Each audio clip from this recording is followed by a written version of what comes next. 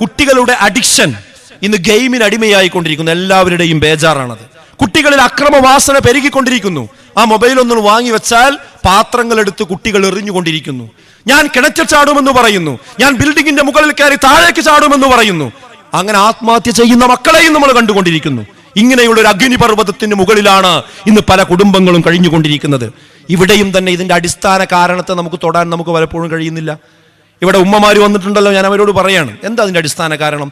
2.5 വയസ്സും 3 വയസ്സും 3.5 വയസ്സുള്ള കുട്ടി മൊബൈലിന് അടിമയാകുന്നത് എങ്ങനെയാണ്?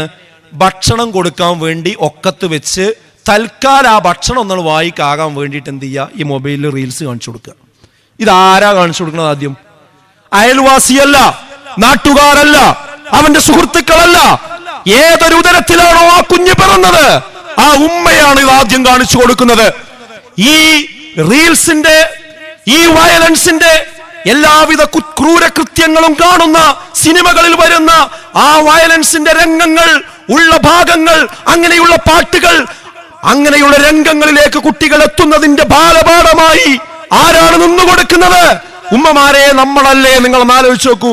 തൽക്കാലം കുട്ടിന്റെ വയറ്റിലേക്ക് ഭക്ഷണം എത്താൻ വേണ്ടി ഇത് കാണിച്ചു കൊടുക്കുമ്പോ പിന്നെ ആ കുട്ടി അതിന് അടിമയാകാണ് അല്ലേ? ബാർബർ ഷാപ്പിൽ മുടി വെട്ടാൻ വേണ്ടി ഇരുന്ന കുട്ടിക്ക് ഇങ്ങനെ കളിച്ചുകൊണ്ടിരിക്കുക, കരഞ്ഞുകൊണ്ടിരിക്കുക. റീൽസ് കാണിച്ചു കൊടുത്താൽ കുട്ടി അനങ്ങാതാണ്ടിരിക്കും. എന്തിനും റീൽസ് കാണിച്ചു കൊടുക്കുക എന്നുള്ളതാണ്. ഇത് ഈ നമ്മളെ കുട്ടികളെയും കൊണ്ടേ പോകുള്ളൂ എന്ന് നമ്മൾ ആലോചിക്കണം. അപ്പൊ എന്താ ആ സമയത്ത് അത് കൊടുക്കരുത് സുഹൃത്തുക്കൾ. അങ്ങനെ കൊടുത്ത് ശീലിപ്പിച്ചാൽ പിന്നെ നിങ്ങൾക്കത് വാങ്ങാൻ കഴിയില്ല. അപ്പൊ ഈ മൊബൈലിനെ നമുക്ക് നിയന്ത്രിക്കാൻ കഴിയണം.